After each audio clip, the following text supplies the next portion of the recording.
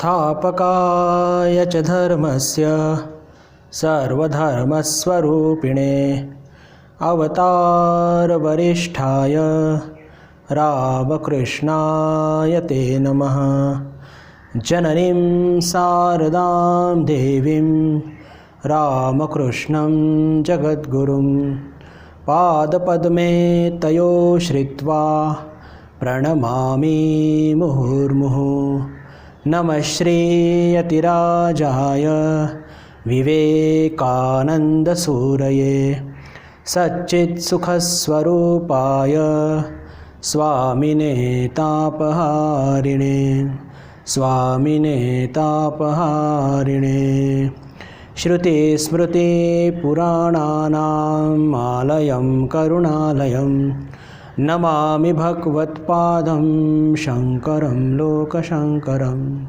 शङ्करं शङ्कराचार्यं केशवं बादरायणं सूत्रभाष्यकृतौ वन्दे भगवन्तौ पुनः पुनः नमस्कार। आपल्या सर्वांचं पुनश्च एकदा या व्हर्च्युअल वर्गामध्ये मनःपूर्वक स्वागत। आज बुधवार आणि ठरल्याप्रमाणे आपण आत्मबोध या वेदांताच्या प्रकरण ग्रंथावरती चर्चा करणार आहोत। आपल्या सर्वांना ध्यानात असेलच की मागच्याच बुधवारी तो व्हिडिओ आपला अर्धवटच, त्याचं प्रक्षेपण अर्धवटच राहिलं होतं। तर आपण मागच्या वेळेस मी जे काही चर्चा केली त्याची पुनरावृत्तीच करणार आहे आणि विशेष करून काही गोष्ट मिस व्हायला नको या दृष्टीने। आपल्या सर्वांना स्मरणात असेलच की मागच्या बुधवारी आपण साक्षी भावावरती सखोल चर्चा केली होती आणि त्याच्यामध्ये साक्षी भावाच्या संदर्भामध्ये काही महत्त्वाचे बिंदू पॉईंट्स ते मी तुमच्या पुढे मांडणं राहिलं होतं, ते पुन्हा मांडतो आणि मग आपण 19व्या श्लोकाकडे वळूया। की पहा, आपण चर्चा केली होती की या शरीरामध्ये आत्मतत्व या शरीरामध्ये निवास करत असतं आणि ते कसं आहे, निर्लिप्त, निसंग, निष्क्रिय आणि साक्षी। निर्लिप्त म्हणजे तो बघत आहे हे शरीर काय काय करतं आहे। निसंग, तो त्यांच्या बरोबर आहे, बरोबर असूनसुद्धा तो कोणत्याही क्रियेमध्ये भाग घेत नाही स्वतःहून। पुढच्या श्लोकांमध्ये याचं बिलकुल विस्तृत विवेचन पण करणार आहोत।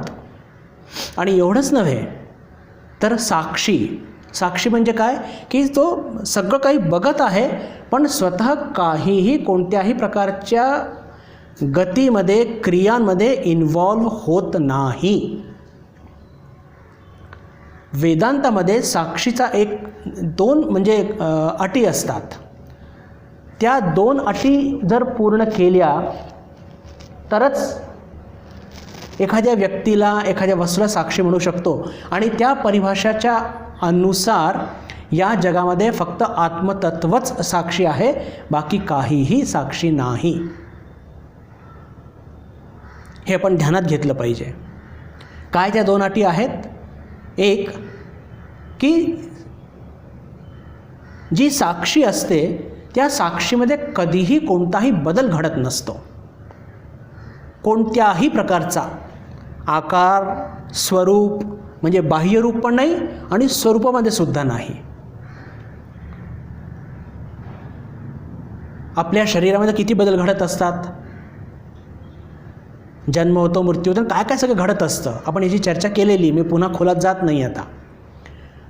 पण आत्मतत्वामध्ये कधीही कोणताही बदल घडत नसतो, त्याला साक्षी म्हणतात। आणि दुसरी आणि महत्त्वाची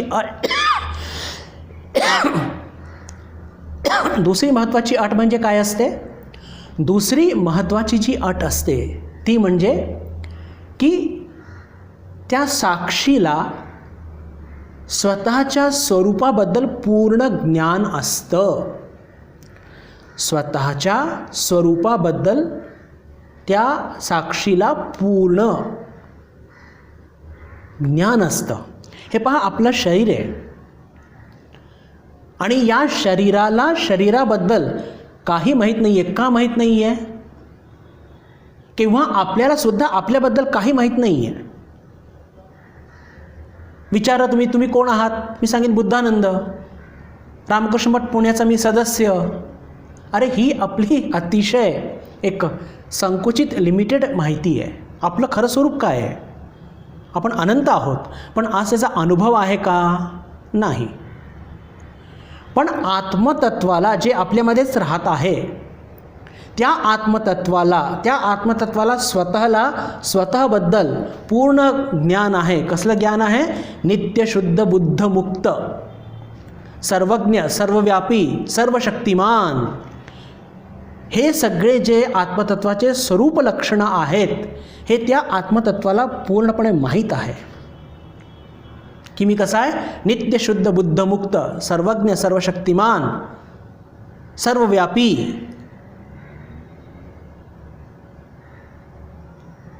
आपण जे म्हणतो ना नित्य शुद्ध बुद्ध मुक्त, हा बुद्ध शब्द जो आलेला आहे ना, गौतम बुद्ध, हा बुद्ध शब्दाचा अर्थ काय? की one who is aware about himself, ज्याला स्वतःबद्दल संपूर्ण त्याला स्वरूपाबद्दल त्याला ज्ञान आहे. आत्मतत्वाला स्वतःबद्दल पूर्णपणे हे ज्ञान असतं, नेहमी असतं.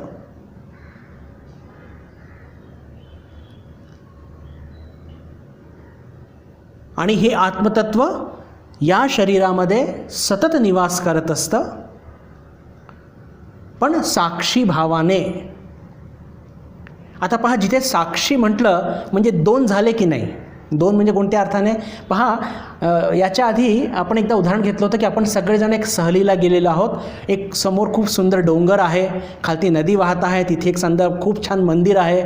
मंदिराच्या बाजूला बसून आपण त्या सगळ्या दृश्याला बघत आहोत.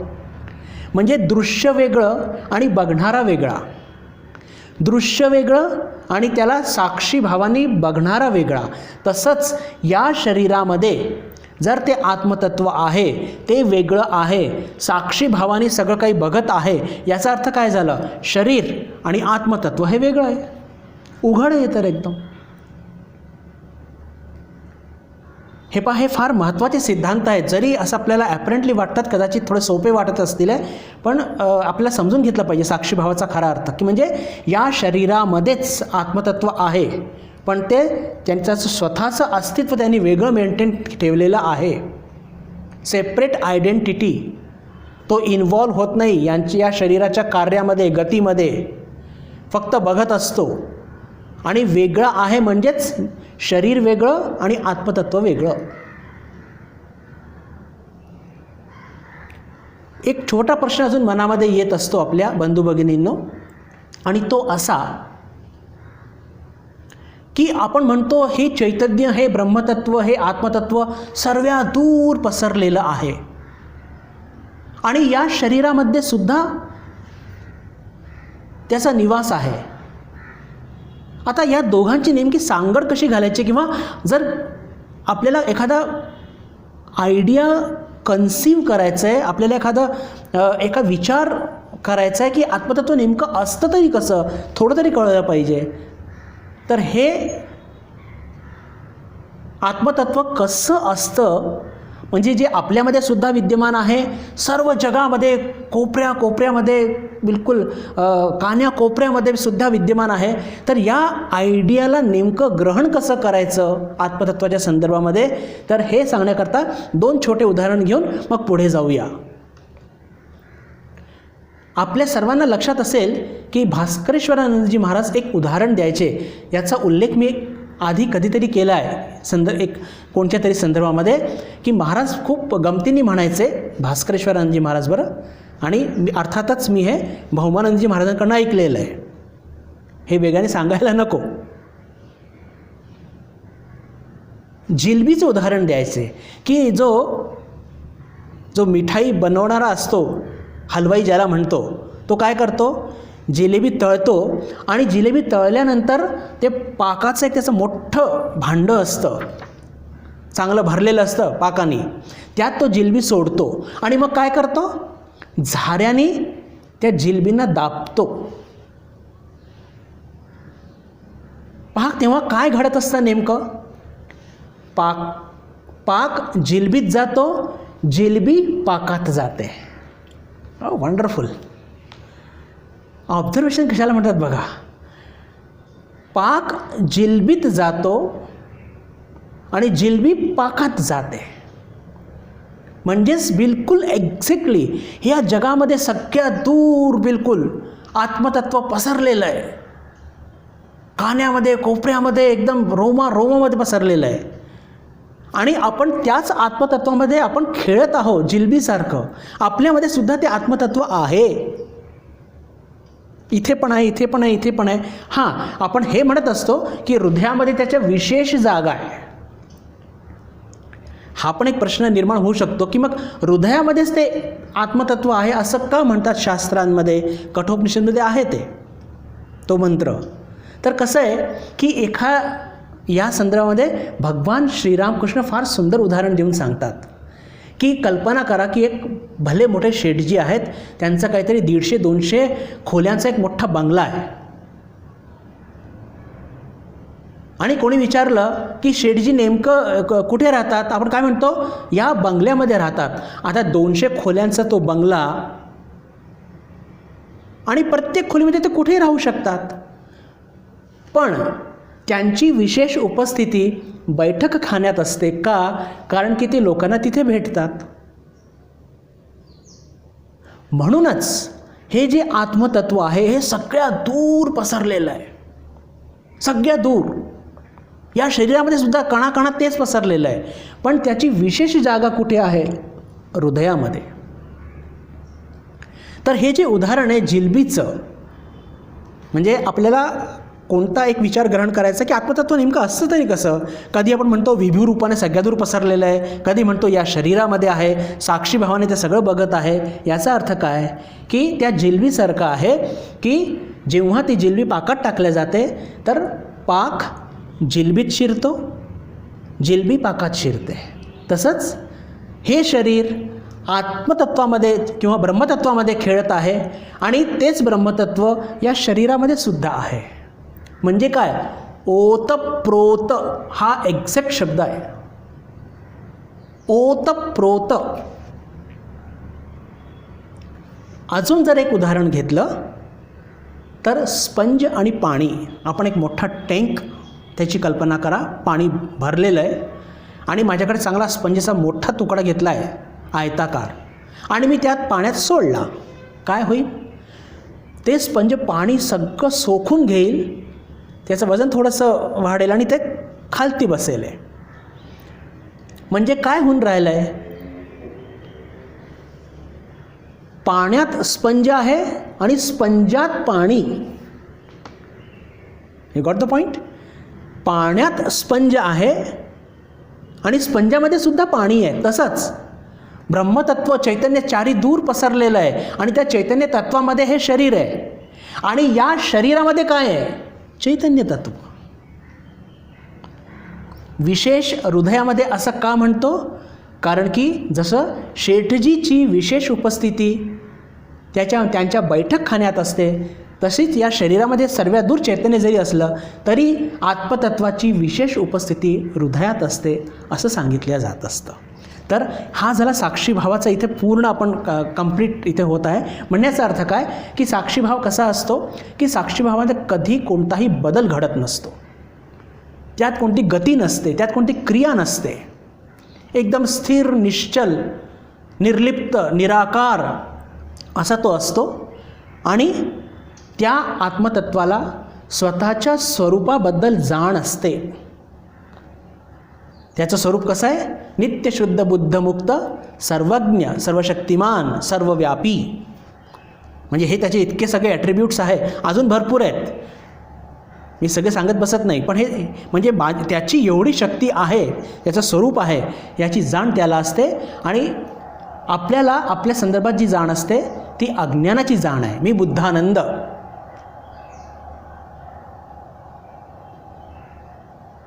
मी हे शरीर 5 फूट 5 इंच वगैरे वगैरे, ही काय आहे, हे माझं स्वतःच्या बद्दलचं मी फक्त अज्ञानच सांगत आहे. आणि अज्ञान सांगते हे मी असं का म्हणतो आहे, लौकिक दृष्टीने जरी या गोष्टी खऱ्या असल्या तरी, कारण की माझं खरं स्वरूप मला अजून माहितीच नाही आहे. तर हे साक्षी भावाचा हा खरा अर्थ असतो. आणि जिथून आपली चर्चा सुरू झाली होती की आत्मतत्व या शरीरामध्ये साक्षी भावाने सदा विद्यमान असतो, हे पण लक्षात ठेवलं पाहिजे. आणि तो निसंग आहे, निर्लिप्त आहे, त्याच्यात कधी बदल घडत नसतो, पण त्याला स्वतःच्या स्वरूपाबद्दल पूर्ण ज्ञान आहे. ही चर्चा इथे पूर्ण होत आहे. आपण आता पुढचा श्लोक घेऊन त्याची चर्चा प्रारंभ करूया. श्लोक नंबर 19. मागचा जो अर्धवट व्हिडिओ त्याच्यामध्ये याची थोडी चर्चा आलेली आहे, पण आता आपण आपला क्रम हा व्यवस्थित असला पाहिजे, त्याच्यामध्ये कोणत्याही प्रकारची डिस्टर्बन्स नसला पाहिजे, म्हणून मी तो थोडासा रिपीट करत आहे. व्यापृतेष्विंद्रियेष्वात्मा व्यापारी वा विवेकिनां दृश्यते भ्रेषु धावत्सु धावन्निव यथा शशी. व्यापृतेष्विंद्रियेष्वात्मा व्यापारी वा विवेकिनां दृश्यते भ्रेषु धावत्सु धावन्निव यथा शशी. आधी अर्थ वाचूया.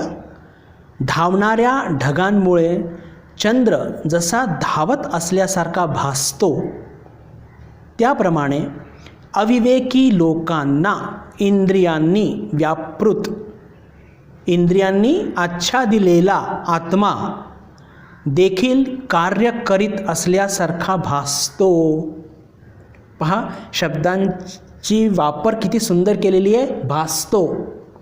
भासतो म्हणजे काय, तसं नाही आहे, दिसतं तसं नसतं, म्हणून जग फसतं. म्हणून इथे जो शब्द काय वापरला आहे की धावणाऱ्या ढगांमुळे चंद्र जसा धावत असल्यासारखा भासतो, म्हणजे धावत नसतो, त्याप्रमाणे अविवेकी लोकांना इंद्रियांनी आच्छादिलेला आत्मा देखील कार्य करीत असल्यासारखा भासतो, म्हणजे आत्मा कार्य करत नसतो. एवढं स्पष्ट झालं. हां, आता आपण याचं विवेचन करूया. आणि जसं की आपण नेहमी करत असतो, आधी उदाहरण नंतर सिद्धांत. आत्मतत्व आणि जड याच्यामध्ये ॲक्च्युली हे सगळं कसं आहे, हे जग कसं आहे, आत्मतत्व आणि जडाचं मिश्रण आहे. इतक्या जवळजवळ आहे की याचं आपण साधारण लोक त्याचा भेद करू शकत नाही. इतकं सगळं ते बिलकुल सरमिसळ झालेली आहे, असा गोंधळ झालेला आहे की आपण ते असं वेगळं त्याला करू शकत नाही आहे. आपल्याला भास होतो आहे नेमका, पण ते वेगळं करू शकत नाही आहे आपण.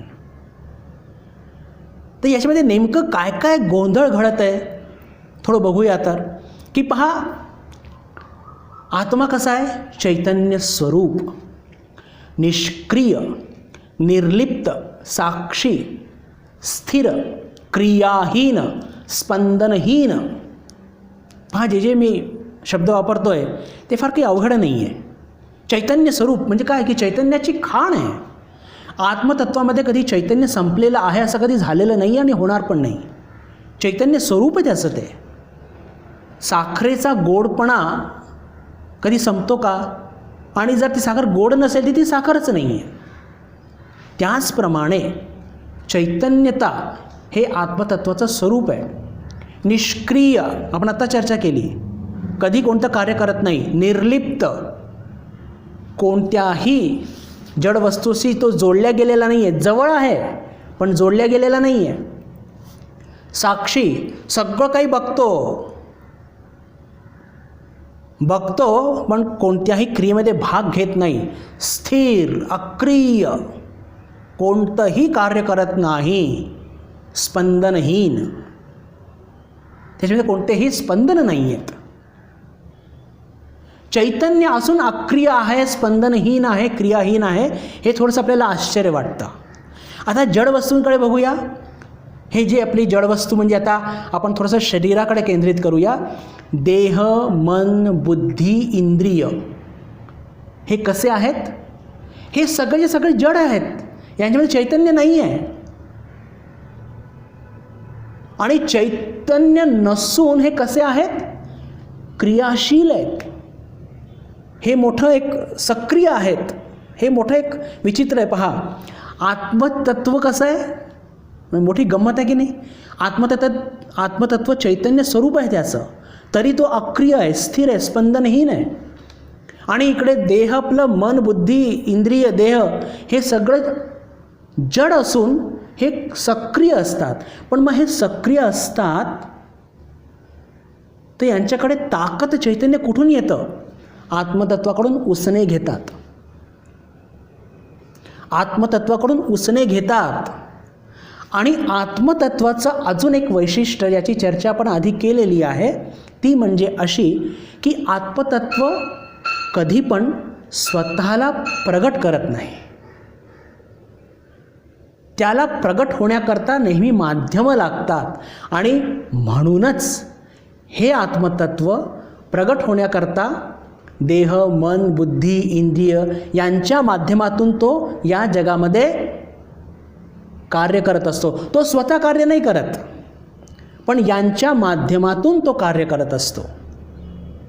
म्हणजे कल्पना करा की मला काहीतरी कार्य करून घ्यायचं आहे, कार्य करायचं आहे. आता मी स्वतः तो करू शकत नाही, तर मी एखाद्या मुलाला सांगितलं, एखाद्या भक्ताला सांगितलं की हो हे जर मला काम करून देता का तुम्ही. मी स्वतः नाही केलं, पण ते माझ्याकरता कोणीतरी केलं. तसंच हे आत्मतत्व स्वतः कधी प्रगट होत नाही, स्वतः कधी कार्य करत नाही, आणि तो स्वतः कधी प्रगटसुद्धा होत नाही. पण त्याला प्रगट होण्याकरता माध्यम लागतात. म्हणून तो देह, मन, बुद्धी, इंद्रिय यांच्या माध्यमातून तो प्रगट होत असतो. हे अंतर आणि मोठे मजेशीर अंतर जड आणि चैतन्यामध्ये आहे, हे आपण बघितले. आता आपण हा जो उदाहरण आहे, दृश्यते भ्रेषु धावत्सु धावन नीव यथा शशी. आधी याची चर्चा करूया आणि मग सिद्धांताकडे जाऊया. सिद्धांत काय आहे की इंद्रियांच्या माध्यमातून, देहाच्या माध्यमातून, मनाच्या माध्यमातून प्रगट होणारा हे आत्मतत्व हे स्वतः निष्क्रिय आहे, स्पंदनहीन आहे, अक्रिय आहे, स्थिर आहे. आणि यांच्या माध्यमातून तो प्रगट होत असतो. म्हणून आपल्याला वाटतं की या सगळ्या गोष्टी आत्मतत्वामध्ये घडत आहेत का. पण आत्मतत्वाचं स्वरूप कसं आहे? स्पंदनहीन, क्रियाहीन. मग हे आम्हाला असं का दिसतं? हा मुळात प्रश्न आहे. असं मला दिसतं नाही, असं मला भासतं. हे this is a more appropriate word.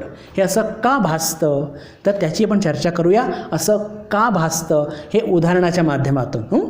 तर साधारणपणे आपण बघतो बंधू भगिनींनो की चातुर्मासामध्ये हे जास्त बघायला मिळतं, कारण ढग खूप असतात. रात्रीच्या वेळेस जर बघितलं, समजा पौर्णिमेचा चंद्र उगवलेला आहे आणि ढग पण आहेत, आपण जर चंद्रमाकडे बघितला, चतुर्थीच्या दिवशी पहा आपल्याला चंद्र बघावा लागतो, है ना, त्याशिवाय उपास सोडत नाही, अनेक लोक असे असतात. तर आपण आणि नेमकं चातुर्मासामध्ये तो चंद्रोदय जो असतो तो 9:30 पावणे 10च्या नंतरच असतो. तर आपण जेव्हा बघतो चंद्रमाकडे, तर आपल्याला काय दिसतं की ते सगळे ढग कधी स्थिर नसतात, धावत असतात, प्रचंड गतीने धावत असतात. आणि जेव्हा आपण त्या चंद्रमाकडे बघतो तर आपल्याला काय दिसतं? आपल्याला असं भासतं काय की चंद्रमा धावून राहिला आहे का. वास्तविक कोण धावत असतं? वास्तविक ढग धावत असतात. पण आपण जेव्हा चंद्रमाकडे बघतो तर एक काही मिनटाकरता चक्रून जातो की अरे चंद्रमा धावून राहिला आहे की काय. पण वास्तविक चंद्रमा धावत नसतो. हे काय होत असतं की सिद्धांत काय आहे बंधू भगिनींनो, सिद्धांत असा आहे की जेव्हा दोन गोष्टी फार जवळजवळ असतात, आता चंद्रमा आणि ढग हे याच्यामध्ये अंतर फार आहे, पण आपल्या दृष्टीला ते दोन्ही जवळ दिसतात. कारण की ढग पण आपल्यापासून खूप दूर आहे, चंद्रमा तर अजून दूर आहे, पण दृष्टीला ते जवळजवळ दिसतात. तर जेव्हा दोन वस्तू फार जवळजवळ असतात, त्यातली एक वस्तू स्थिर आहे आणि दुसरी चलायमान आहे, तर ही जी चलायमान वस्तू असते त्याची गती ही स्थिर वस्तूवरती मिथ्या आरोपित होत असते. म्हणजे जी गती असते ती स्थिर वस्तूवरती मिथ्या आरोपित होत असते. म्हणजे आपल्याला काय भासतं, आपल्याला भासतं की स्थिर वस्तूच चलायमान आहे की काय. आकाशामध्ये वस्तुतः चलायमान कोण आहे, ढग. स्थिर कोण आहे, चंद्रमा. पण जेव्हा आपण खालून बघतो आणि दोन्ही आपल्याला जवळ दिसतात आणि चलायमान ढगांची गती चंद्रमावरती आरोपित होते, मिथ्या आरोपित होते आणि आपल्याला असं भासतं की चंद्रमाच धावून राहिला आहे की काय. आणि कोणत्या दिशेला धावताना दिसतो आपल्याला, ज्या दिशेने ढग धावतात त्याच्या विरुद्ध दिशेला आपल्याला भासतो तो. बरोबर की नाही. ज्या दिशेला ढग धावत असतात त्याच्या विरुद्ध दिशेला तो चंद्रमा आपल्याला धावत आहे की काय असं आपल्याला ते भासतं. असेच दोन उदाहरणं तुमच्यापुढे थोडक्यात मांडतो आणि आपल्याला बिलकुल म्हणजे गोष्ट एकदम सुस्पष्ट होईल की आपली गल्लत कुठे होत असते. आपण प्रवास करतो रेल्वेमध्ये, आणि मी रेल्वेचंच उदाहरण का घेत आहे कारण की ही रेल्वेमध्ये या गोष्टी आपल्याला खूप स्पष्टपणे अनुभवात येत असतात. आणि काय ती गोष्ट असते की कल्पना करा, आपली ट्रेन एका विशिष्ट दिशेमध्ये पूर्ण गतीने चाललेली आहे, 120-150च्या गतीने या दिशेने चाललेली आहे. आणि आपण सीटच्या जवळ जर बसलेलो असलो आणि जर आपण बाहेर बघितलं तर आपल्याला काय दिसतं, आपल्याला दिसतं की शेत, डोंगर, उभे असलेले खांब, वृक्ष हे सपाट्याने आपल्या विरुद्ध दिशेला धावून राहिलेत. सपाट्याने असं का दिसतं, कारण की आपण गतिमान असतो त्या रेल्वेमध्ये बसलं असल्यामुळे. वास्तविक काय असतं, ते डोंगर, ते शेत, ते वृक्ष, ते खांब हे स्थिर असतात, पण त्यांच्यावरती आपल्या ट्रेनची गतीचा मिथ्या आरोप होतो आणि आपण गतिमान असतो म्हणून आपल्याला वाटतं की हे सगळे आपल्या विरुद्ध दिशेला बिलकुल गतिशील, गतिमान होऊन पळत आहेत की काय. म्हणजे सिद्धांत तोच की दोन वस्तू, एक स्थिर एक अस्थिर, जेव्हा जवळजवळ असतात तर गतिशील वस्तूची गती ही स्थिर वस्तूवरती मिथ्या आरोपित होत असते. शब्दांकडे लक्ष द्या. मिथ्या आरोपित म्हणजे आरोप होतो तो, पण तो मिथ्या आरोप असतो. आणि म्हणून काय दिसतं की दरी, शेत, वृक्ष, खांब जे स्थिर असतात ते आपल्या विरुद्ध दिशेला धावून राहिलेत की काय. बरोबर. तिसरं अजून एक उदाहरण घेऊ, ते पण रेल्वेचंच आहे. कल्पना करा की आपली ट्रेन एका मोठ्या स्टेशनवरती उभी आहे. आपल्या शेजारच्या ट्रॅकवरती आपल्या विरुद्ध जाणारी एक दुसरी ट्रेन ती सुद्धा उभी आहे. मोठं स्टेशन आहे आणि काहीच मिनिटांनी असं होतं की आपल्या शेजारची ट्रेन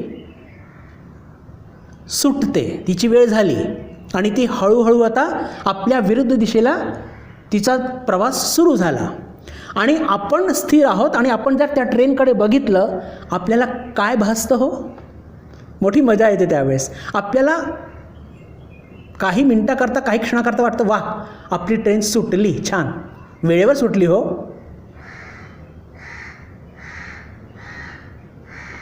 सुटली असते कोणती ट्रेन, आपल्या शेजारची, आपल्या विरुद्ध दिशेला. आणि आपण आनंदित होतो. आणि कल्पना करा की 1-1.5 मिनटं त्या ट्रेनकडे बघतो तर आपल्याला बिलकुल म्हणजे 100% वाटतं आपली ट्रेन सुटली.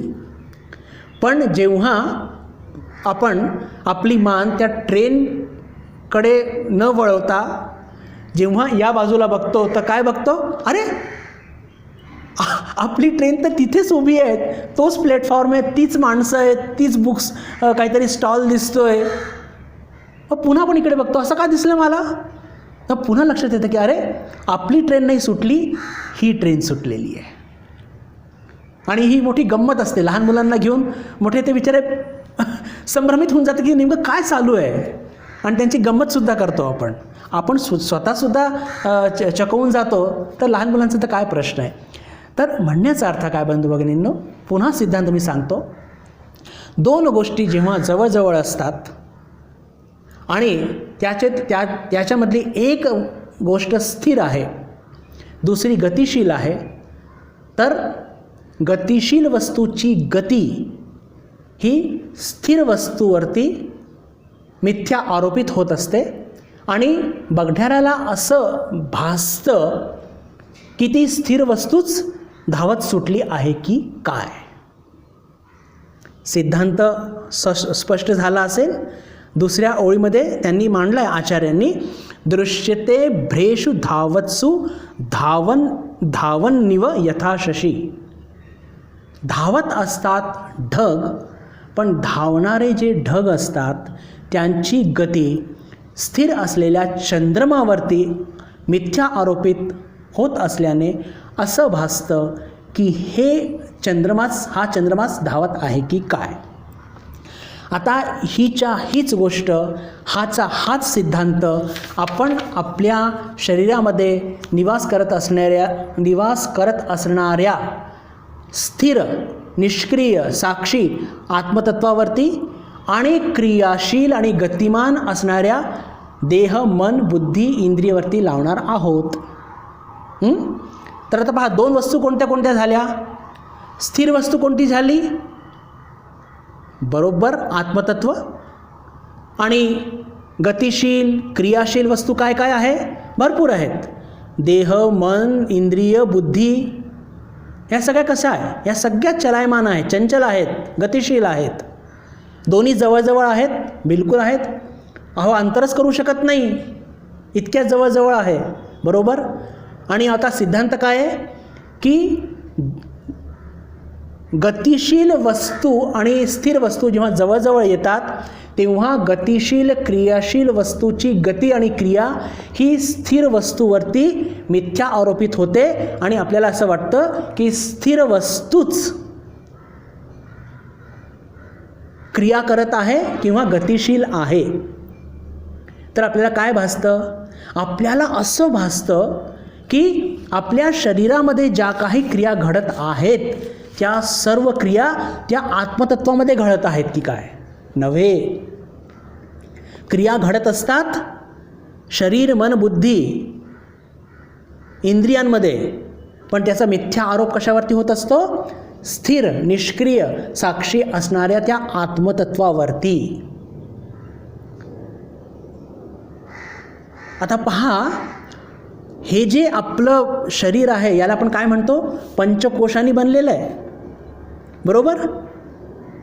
तर हे जे अन्नमय कोशमध्ये काय क्रिया घडत असतात, उंची वाढते, कोणी स्थूल होतं, कोणी रोड होतं, बरोबर. तर आपल्याला काय वाटतं, आपल्याला असं वाटतं की त्या आत्माचा साईजसुद्धा या शरीरासारखाच आहे. अरे आत्मतत्व तर सगळ्या दूर पसरलेलं आहे, त्याचा काही आकार आहे का, नाही. मग आपल्याला काय वाटतं, एखादी व्यक्ती आपला मित्र जाड झाला, आपल्याला काय वाटतं त्याचा आत्मा पण जाड झाला का. अरे त्या जाड पण त्याच्यावरती आत्मतत्वावरती आरोपित झालेलं आहे. आत्मतत्व त्या शरीराचे ते काय म्हणतात त्याला जाडपणा त्या आत्मतत्वावरती आरोपित झाला आहे, म्हणून आपल्याला वाटतं की आत्मतत्व जाड झालं का. आत्मतत्व जाडही होत नाही, आत्मतत्व रोडही होत नाही, उंचही होत नाही, ठेंगही होत नाही, त्याच्यामध्ये कोणताही फरक पडत नाही. पण हे जे सगळे बदल आहे त्याच्यावरती आरोपित मिथ्या आरोपित होत असतात, म्हणून आपल्याला तसं भासतं. प्राणमय शरीर त्याच्यामध्ये काय काय बदल घडत असतात? प्राणमय शरीर बनलेलं असतं आपल्या प्राणशक्तीमुळे. प्राणांचे काय वैशिष्ट्य असतं? आपल्याला जी भूक लागते, तहान लागते, आपण दमतो, किंवा आपल्या शरीरामध्ये सगळं हे रक्ताचं प्रसरण सुरू असतं, हे किंवा कशामुळे सुरू असतं? हे प्राणशक्तीमुळे, प्राणमय कोशमुळे. आपल्याला हे प्राणमय कोश हे सगळं करत असतं. अन्न पचवणं, भूक लागणं, त्याच्यानंतर आपण दमून जातो, तहान लागते. आपल्याला काय वाटतं? आत्मतत्वाला भूक लागली. आपल्याला वाटतं आत्मतत्वाला तहान लागली. नव्हे, भूक लागणे, तहान लागणे ही सगळी क्रिया प्राणमय कोशामध्ये घडत आहे आणि ती मिथ्या आरोपित होत आहे. कशावर? आत्मतत्वावर. म्हणून आपल्याला काय वाटतं? आत्मतत्वालाच भूक लागली, आत्मतत्वालाच तहान लागली, आत्मतत्वच थकून गेलं. पण ते तसं ठीक, म्हणजे तसं ते भासत असतं. हे सगळ्या प्राणमय कोशाचे सगळ्या काय म्हणतात त्याला, प्राणमय कोशाचे सगळे हे क्रिया आहेत. अजून पुढे जाऊया. मनोमय कोश. आपल्या मनामध्ये पहा, राग, द्वेष, क्रोध, मत्सर, ह्या सगळ्या गोष्टी, मान, अपमान, आनंद, हे सगळे स्पंदनं कुठे होतात? हे सगळे स्पंदनं आपल्या मनात होत असतात. काहीतरी मनासारखं झालं, मी आनंदी झालो, स्पंदन आलं. तुम्ही माझा अपमान केला, मी रागून गेलो, स्पंदन झालं. मला कोणाचा तरी द्वेष वाटला, मत्सर वाटलं, क्रोध आला. हे अनेक प्रकारचे स्पंदनं आहेत. इमोशन्स ज्याला म्हणतो आपण, हे आपल्या मनामध्ये सारखं सारखं चलबिचल करत असतात. तर आपल्याला काय वाटतं की आत्मतत्वाला आनंद झाला, आत्मतत्व दुःखी झाला, आत्मतत्वाला क्रोध आला, आत्मतत्व द्वेष करतो, आत्मतत्व मत्सर करतो.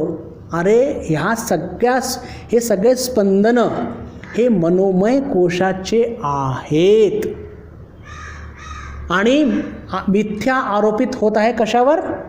आत्मतत्वावर. म्हणून आपल्याला वाटतं आत्मतत्वामध्ये हे सगळे दोष आहेत का? नाही, तसं नाही आहे, बिलकुल नाही आहे तसं. हे सगळे त्या मनावरती सगळे हे घेतले गेलेले आहे, आपल्या आत्मतत्वावरती मिथ्या आरोपित केल्या गेलेले आहेत. आपली बुद्धी, आता आपण येऊ विज्ञानमय कोशाकडे. आपली बुद्धी विचार करते, निर्णय घेते. म्हणजे काय होतं? बुद्धीमध्ये या सगळ्या क्रिया घडत असतात. पण बुद्धी स्वतःमध्ये कशी आहे? जड आहे. बुद्धी निर्णय घेते, बुद्धी विचार करते. आपल्याला काय वाटतं? आता हे निर्णय घेणे किंवा विचार करणे ही क्रिया, बुद्धीची क्रिया ही आत्मतत्वावरती थोपवल्या जाते, मिथ्या आरोपित केल्या जाते. आपल्याला काय वाटतं? आपल्याला असं वाटत असतं बंधू भगिनींनो की अरे आत्मतत्वच विचार करतोय, आत्मतत्वच निर्णय घेत आहे. नव्हे, आत्मतत्व निर्णय घेत नाही, आत्मतत्व विचारही करत नाही, स्पंदनहीन आहे, चैतन्यमय आहे. हे आपण लक्षात ठेवलं पाहिजे. तर जो सिद्धांत आपण घेतला होता त्याची पुनर्चर्चा करून मग पुढे जाऊया की पहा, जेव्हा दोन वस्तू एकदम जवळजवळ असतात, त्याच्यामधली एक वस्तू स्थिर असते, एक वस्तू गतिशील असते, क्रियाशील असते. तर गतिशील आणि क्रियाशील वस्तूची क्रिया आणि गती ही स्थिर वस्तूवरती आरोपित होत असते आणि आपल्याला वाटतं की स्थिर वस्तूमध्येच क्रिया आणि गती घडत आहे का? पण हे असं ज्याला म्हणतो की हे पूर्णपणे हे मिथ्या आरोपण असतं. तसं आपल्याला भासतं, पण तसं खरं नसतं. आणि हीच गोष्ट इथे जी पहिल्या ओळीमध्ये सांगितल्या गेलेली आहे, काय सांगितल्या गेलेली आहे की व्यापृतेष्विंद्रियेष्वात्मा व्यापारी वा विवेकिनाम. व्यापारी शब्द का वापरला आहे? की हे सगळे जे व्यापार घडत आहे, कशामध्ये घडत आहे हो? हे वास्तविक घडत आहे देह, मन, बुद्धी, इंद्रिय याच्यामध्ये घडत आहे, पंचकोशांमध्ये घडत आहे. व्यापारी म्हणजे व्यापार करणारे म्हणजे ॲक्च्युली व्यापार करणारे नाही बरं, म्हणजे काहीतरी कार्य करणारे, काहीतरी गती करणारे. हे कशामध्ये घडत आहे? पंचकोशांमध्ये घडत आहे. देह, मन, बुद्धी, इंद्रियमध्ये घडत आहे. आणि इथे जे लिहिलेलं आहे की ह्या सगळ्या ज्या व्यापार घडत आहेत पंचकोशांमध्ये, हे सगळे व्यापार आत्मतत्वावरती मिथ्या आरोपित केलेले जातात. म्हणून आपल्याला वाटतं की आत्मतत्वामध्येच ही सगळी क्रिया, ही सगळी आत्मतत्वामध्येच घडत आहे की काय, पण तसं खरं नसतं. आणि असं या सगळ्या गोष्टी मिथ्या आरोपित केल्या जातात आणि आपल्याला त्या आत्मतत्वामध्ये ही सगळी क्रिया, ही गती दिसते. ही कोणाला दिसते? अविवेकीनाम. अविवेकीनाम म्हणजे ज्यांना आत्मसाक्षात्कार झालेला नाही आहे. ज्यांना आत्मसाक्षात्कार झालेला नाही आहे, म्हणजेच तुमच्या माझ्यासारखे आपल्याला एक बौद्धिक स्तरावरती हे ज्ञान झालेलं आहे की आत्मतत्व आणि हे वेगळं आहे. आत्मतत्व आणि हे शरीर वेगळं आहे, पण अजून अनुभव झालेला नाही आहे. म्हणून आपल्याला काय वाटतं की ह्या सगळ्या क्रिया, या सगळ्या गती ह्या आत्मतत्वामध्येच घडत आहे का, पण तसं ते भासतं. या वेदांतामध्ये अविवेकी नेमकं कोणाला म्हणतात? की ज्यांचे मन स्थिर नाहीत, ज्यांचे मन नेहमी चंचल असतात.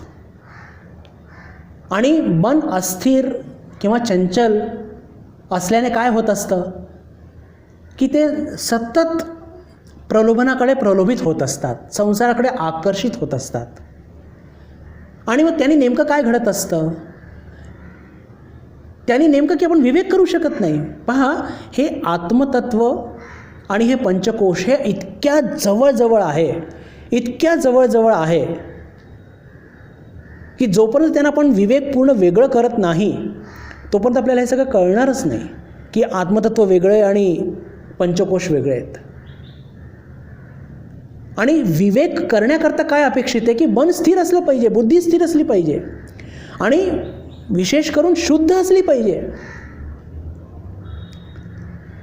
मन बुद्धी स्थिर पण असलं पाहिजे आणि त्याच्यामध्ये एक ज्याला म्हणतात की शुद्धता असली पाहिजे. तो एक शार्पनेस असला पाहिजे. शार्पनेस म्हणजे इंटेलेक्च्युअल शार्पनेस नाही बरं, विद्यापीठामध्ये स्वर्णपदक मिळवण्याचं शार्पनेस नाही. शार्पनेस म्हणजे श्रीरामकृष्णांचं शार्पनेस, स्वामी विवेकानंदांचा शार्पनेस, की जे जाऊन विचारतात थेट भगवान श्रीरामकृष्णांना. काय विचारतात? ते जाऊन थेट विचारतात की तुम्ही ईश्वराला बघितलं आहे का? या जगाचं अस्तित्व नाही, या जगाच्या पलीकडे काहीतरी आहे आणि ते माझं खरं स्वरूप आहे. हा जो विचार हे कुठून येतं? हे मनाच्या स्थिरतेतून येतं, बुद्धीच्या शुद्धत्वेतून येत असतं. हे आपण लक्षात घेतलं पाहिजे, हे आपण लक्षात घेतलं पाहिजे. तर हे जे अविवेकी म्हणतात इथे की मी पुन्हा वाचतो, व्यापृतेष्विंद्रियेष्वात्मा व्यापारी वा विवेकिनाम दृश्यते भ्रेषु धावत्सु धावन्नीव यथाशशी. म्हणजे व्यापारी वा विवेकिनाम म्हणजे मन, बुद्धी, देह, इंद्रिय किंवा पंचकोश काही म्हणा, यांच्यामध्ये जे काही व्यापार घडत आहे, तर हे अविवेकी कशामध्ये बघतात? अविवेकी असं बघतात की हे आत्मतत्वामध्ये घडत आहे. ते अविवेकी काय? कारण की ते आत्मतत्वाला आणि पंचकोशांना वेगळं बघू शकत नाही, ते एकच बघत आहेत. ते वेगळं बघू शकत नाही आणि म्हणून त्यांना अविवेकी म्हणतात. आणि ते वेगळं का बघू शकत नाही? कारण की मन अस्थिर आहे, बुद्धी अशुद्ध आहे. अस्थिर मनानी आणि अशुद्ध बुद्धीनी हा विवेक करता येत नाही. बुद्धी अशुद्ध काय? कारण की गतजन्माचे संस्कार आहेत आणि म्हणून संसाराकडे पण प्रलोभित होत असतो. म्हणून आपण संसाराकडे प्रलोभित होत असतो. जितके प्रलोभित होतो तितकं आपलं विवेक हा डल होत जातो आणि आपल्याला आत्मतत्व आणि पंचकोशामध्ये अंतरच करता येत नाही. एकच वाटतं, आत्मतत्वामध्येच सगळ्या क्रिया घडत आहेत हेच आपल्याला भासतं. मन सदा चंचल असतं. जर मन चंचल असलं, तलावावरती म्हणजे तलावाचं जे पाणी असतं त्याच्यावरती सतत आपण दगडं, ढेकळं आणि विटा फेकल्या आणि त्याच्यामध्ये आपला जर चेहरा बघण्याचा प्रयत्न केला तर दिसेल का? नाही. सतत त्याच्यावरती तरंगा उमटत असतील. अस्थिर पाण्यावरती काय दिसणार? म्हणून अपेक्षित काय आहे की आपल्याला विवेकी व्हायचं आहे. म्हणजेच काय? मनाला स्थिर करायचं आहे, बुद्धीला शुद्ध करायचं आहे. त्यातून काय घडेल? त्यातून आपल्या बुद्धीमध्ये तो एक शार्पनेस येईल. त्या शार्पनेसच्या माध्यमातून आपण हे पंचकोश वेगळे आणि हे आत्मतत्व वेगळं. हे पंचकोशामध्ये क्रिया घडत असते, पण हे आत्मतत्व साक्षी आणि स्थिर आहे. हे जरी आपल्याला सक्रिय दिसतं, पण हे आत्मतत्वाकडून चैतन्य घेऊन सक्रिय असतं. पण मुळात हे जड आहेत आणि आत्मतत्व चैतन्य आहे, पण ते स्थिर आहे आणि त्यात कोणतीही क्रिया घडत नाही, स्पंदनहीन आहे. या सगळ्या गोष्टींचा अनुभव आपल्याला स्पष्ट येईल.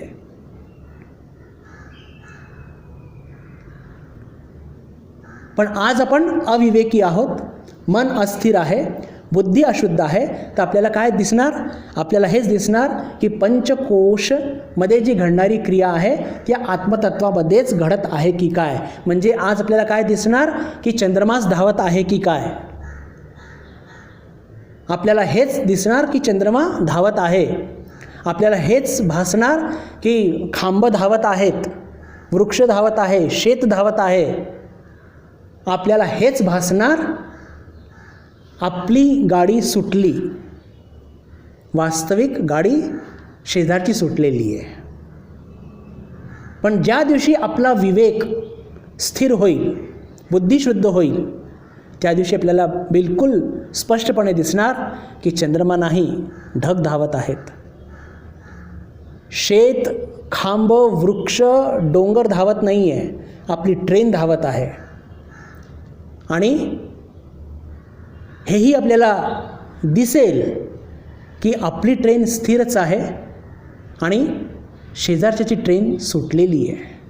म्हणजेच की जे काही व्यापार घडत आहेत त्या पंचकोशामध्ये घडत आहेत आणि आत्मतत्व चैतन्य स्वरूप स्थिर आहे, साक्षी आहे, स्पंदनहीन आहे. याचा स्पष्टपणे आपल्याला त्याची जाणीव होईल. आणि या संदर्भात ठाकूर फार सुंदर उदाहरण द्यायचे. याच्या आधी अनेकदा दिलेलं आहे. वाळलेल्या नारळाचं जेव्हा शहाळं असतं तेव्हा ते आतमध्ये पाणी असतं आणि त्याला हलवलं तर पाण्याचा आवाज येतो आपल्याला. पण त्याला आपण समजा ठेवून दिलं, त्यातलं पाणी सुकून जातं. त्याच्या आतलं जे हे असतं खोबरं, ज्याला म्हणतो खोबरं, तयार होतं, एकदम बिलकुल सुकून जातं. आणि मग त्याला असं हलवलं तर ते खोबऱ्याची जी वाटी ज्याला म्हणतो आपण, ती खडखड खडखड खडखड बोलते, आवाज होतो. म्हणजेच त्या नारळामध्ये ते खोबरं तयार झालेलं आहे हे आपल्याला लक्षात येतं.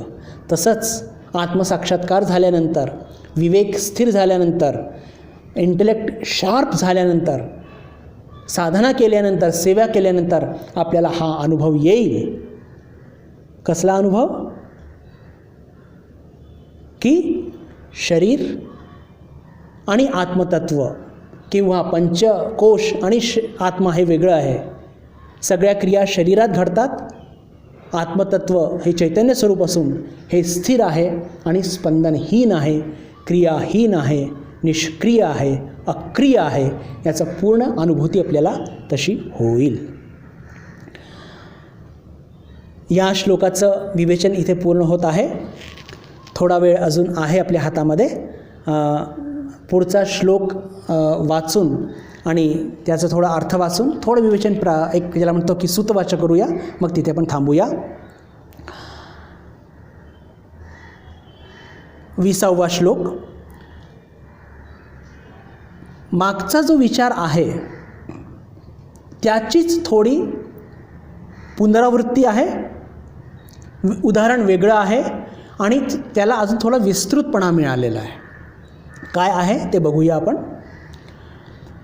आत्मचैतन्यमाश्रित्य देहेंद्रिय मनोधियः स्वक्रियार्थेषु वर्तन्ते सूर्यालोकम यथा जनाः. आत्मचैतन्यम आश्रित्य देहेंद्रिय मनोधियः स्वक्रियार्थेषु वर्तन्ते सूर्यालोकम यथा जनाः. काय अर्थ? ज्याप्रमाणे सूर्याच्या प्रकाशात लोक आपापली कर्मे करतात, त्याप्रमाणे आत्मचैतन्याचा आश्रय घेऊन शरीर, इंद्रिये, मन आणि बुद्धी आपापली कार्ये करीत असतात. ज्याप्रमाणे सूर्याच्या प्रकाशात लोक आपापली कर्मे करतात, त्याप्रमाणे आत्मचैतन्याचा आश्रय घेऊन शरीरामध्ये शरीर, इंद्रिय, मन आणि बुद्धी आपापले कार्य करत असतात. उदाहरण आधी घेऊया आणि त्याची चर्चा करण्याचा प्रयत्न करूया. की पहा, सूर्य उगवला, त्या सूर्याच्या प्रकाशामध्ये सगळी लोक आपापली कार्य करत असतात. असं म्हणतात की सूर्य उगवला म्हणजे माणसांमध्ये एका प्रकारचं स्फुरण येतं, उठतात, आपापल्या उद्योगधंद्याला लागतात. किती प्रकारचे लोक किती कार्य करत असतात आणि सूर्याचा प्रकाश हा सर्वांवर समभावाने कोणत्याही प्रकारचा भेदभाव न ठेवता सर्वांवरती प्रकाश टाकत असतो. हे आपल्या सर्वांचा अनुभव आहे, बरोबर की नाही? आणि त्या प्रकाशामध्ये काय बघतो की काही सज्जन लोक काही चांगले कार्य करत असतात, इतरांची सेवा करत असतात, व्यापारी लोक व्यापार करतात, शेतकरी शेती करतो, विद्यार्थी शिकतात, शिक्षक शिकवतात, ऑफिसमध्ये काम करणारे लोक ऑफिसमध्ये जातात, इंजिनियरचं काम करणारा इंजिनियरचं काम करतो, डॉक्टरांचं काम करणारे रुग्ण तपासतात, चोर करणारे चोरी करतात, ठग जे असतात ते ठकवण्याचं काम करतात, दरोडेखोराचं काम करतात, दारुडे दारू पितात. आता पहा, सूर्याचा प्रकाश तोच आहे, पण त्या सूर्याच्या प्रकाशामध्ये किती प्रकारचे लोक किती काय काय लोक करत असतात. पण सूर्याचा प्रकाश साक्षी भावाने, निर्लिप्तपणे, निसंग वृत्तीने कोणाच्याही कार्यामध्ये तो अडथळा आणतो का? सूर्य असं म्हणतो का विद्यार्थ्यांना की छान छान मी तुम्हाला जास्त प्रकाश देतो, तुम्ही खूप छान काम करत आहात, असं म्हणतो का? सूर्य म्हणतो का सज्जनांना की अहो तुम्ही किती छान सेवा करत आहात, हां उत्तम, मी तुम्हाला जास्त प्रकाश देतो बरं? तो ठकला म्हणतो की तू ठकवतो का, तुला प्रकाशच देत नाही, जा, असं काही म्हणतो का तो? नाही.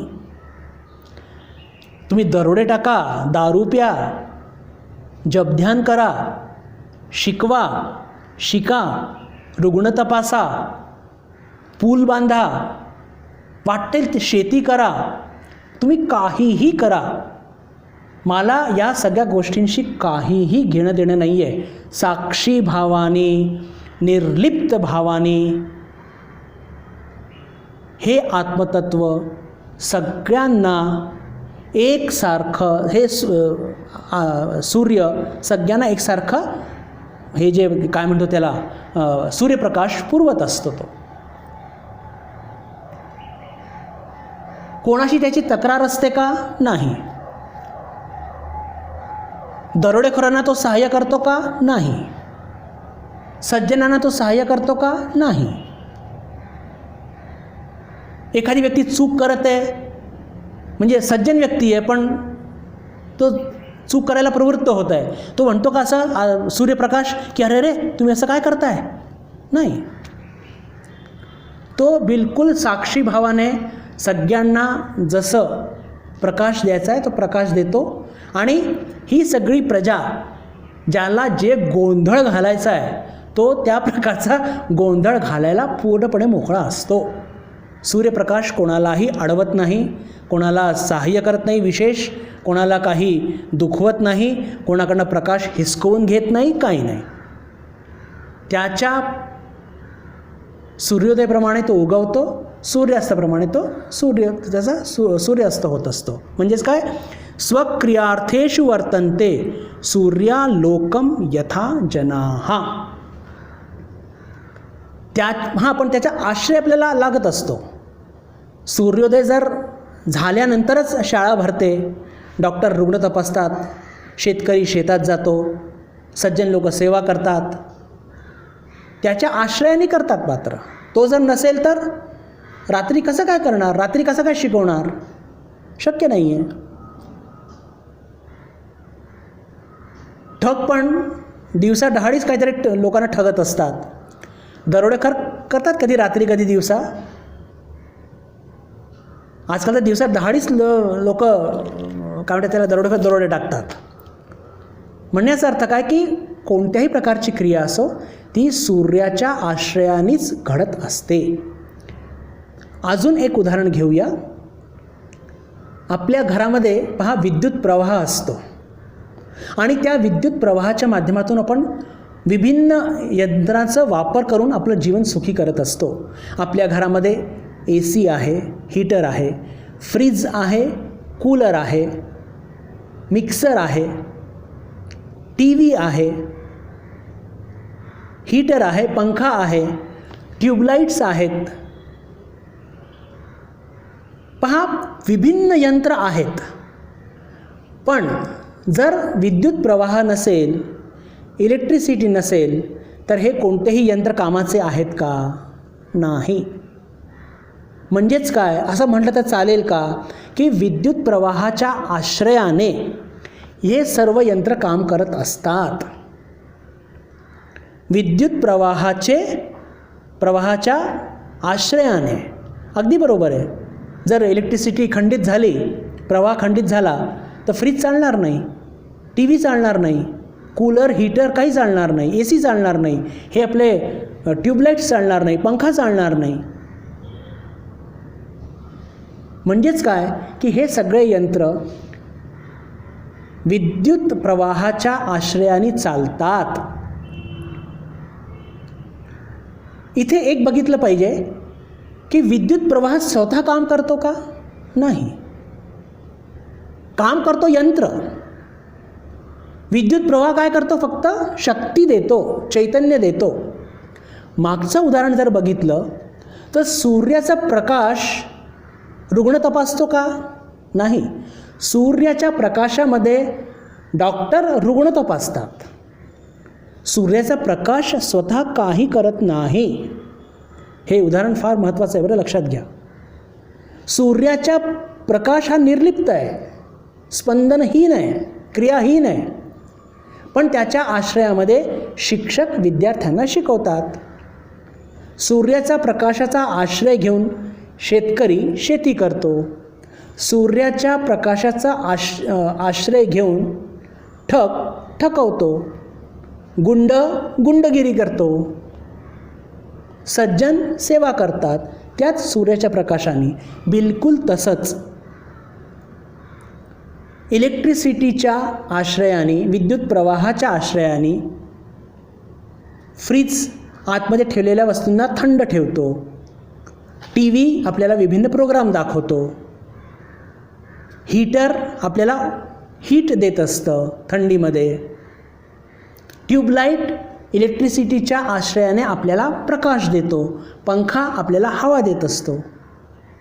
पण इलेक्ट्रिसिटी स्वतः काम करते का? इलेक्ट्रिसिटी स्वतः फिरते का? नाही. इलेक्ट्रिसिटी स्वतः ते फ्रीजमध्ये अन्न थंड करते का? नाही. थंड कोण करतं? फ्रीज करतं. हवा कोण देतं? पंखा देतो, विद्युताच्या आश्रयाने. म्हणजे माझा म्हणण्याचा अर्थ काय? सूर्याचा प्रकाश स्वतः काम करत नाही आणि इकडे विद्युत प्रवाह स्वतः काम करत नाही. हे दोन्ही या दोघांच्या आश्रयाने, तिकडे सूर्यप्रकाशाच्या आश्रयाने सगळे लोक कार्य करत असतात, इकडे विद्युत प्रवाहाच्या आश्रयाने हे सगळे इन्स्ट्रुमेंट काम करत असतात. बिलकुल त्याचप्रमाणे या शरीरामध्ये आत्मतत्वाच्या आश्रयाने देह, मन, बुद्धी, इंद्रिय कार्य करतात. आत्मतत्व स्वतः कार्य करत नाही, पण आत्मतत्वाकडून चैतन्य घेऊन देह, मन, बुद्धी, इंद्रिय किंवा पंचकोश हे आपले आपले कार्य करत असतात. आत्मतत्व स्पंदनहीन, क्रियाहीन, निष्क्रिय असतो. तो त्याचं एकच काम चैतन्य देत राहा. जसं इलेक्ट्रिसिटीचं काय काम? फ्रीजला इलेक्ट्रिसिटी द्या म्हणजे ते अन्न थंड करेल. ट्यूबलाईटला इलेक्ट्रिसिटी द्या म्हणजे ते प्रकाश देईल. पंख्याला इलेक्ट्रिसिटी दिली म्हणजे पंखा फिरतो आणि आपल्याला हवा मिळते. पण स्वतः इलेक्ट्रिसिटी फिरत नसते. तसंच इंद्रियांचे काम इंद्रिय करतात, मनाचं काम मन करतं, बुद्धीचं काम बुद्धी करते, देहाचं काम देह करतं, पंचकोशाचं काम पंचकोश करतात. आत्मतत्व काही करत नाही ॲक्सेप्ट चैतन्य देण्याशिवाय. ठरलेली वेळ संपलेली आहे, कदाचित थोडं वरतीच झालेलं आहे. या श्लोकाला अजून थोडी आपण चिंतन करूया पुढच्या बुधवारी. आज आपण इथेच थांबूया. येत्या शुक्रवारी भगवद्गीतेवर आपला वर्ग होणारच आहे. त्या दिवशी आपली भेट होईल अशी आशा मनात ठेवून आपल्या सर्वांशी निरोप घेतो. आशा करतो हा दुसरा श्लोकसुद्धा बऱ्यापैकी क्लिअर झाला असेल, पण याचं विवेचन थोडंसं अजून पुढच्या वर्गात करण्याचा प्रयत्न करूया. आज आपण इथेच थांबूया. नमस्कार. ओम शांती शांती शांती. हरि ओम तत्सत. श्रीरामकृष्णार्पणमस्तु.